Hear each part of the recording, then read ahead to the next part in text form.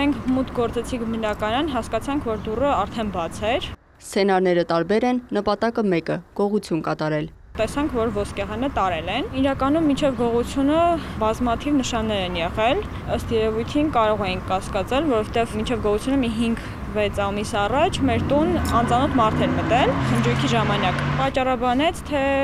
պատահմամբ է մտել մեր բնակարան, որից հետո սկսեցին անդադար զանգերը դռան։ Մեր զրուցակիցը պատմում է, պարբերաբար թակում էին դուռը, փախչում։ Կարծում է այդպես ստուգում էին տանը մարդ կա թե ոչ։ Այնուհետև դրան գլազոկին ներկով խաչ էին արել։ Մենք մտածեցինք երևի բակի երեխաները կլինեն, բայց ուղիղ մի 2 շաբաթ անց գողություն տեղի ունեցավ։ Կանչեցին քննիչներին, ուսումնասիրեցին հանցանքի վայրը։ Դեպքը տեղի է ունեցել 3 տարի առաջ, սակայն թե ով է եղել հանցագործը, այդպես էլ չի բացահայտվել։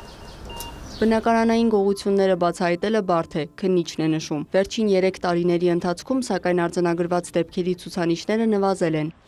Օրինակ 2022-ին արձանագրվել է բնակարանային գողության 1151 դեպք, բացահայտվել է 12 և 8%-ը։ 2023-ին բնակարանային գողության 889 դեպք է եղել, բացահայտվել է 11 ու 8%-ը։ Իսկ 2024-ին 880 դեպք է արձանագրվել, բացահայտվել է 10 ու 2%-ը։ Սակայն արձանագրված ոչ բոլոր դեպքերով է քրեական վարույթ նախաձեռնվում։ Օրինակ կահազանգ է տրվում ֆիզիկական անձի կողմից, որ իրեն պատկանող որևէ իր գողացվել է։ Քիչ հետո ահազանգ է կատարում կրկին, որ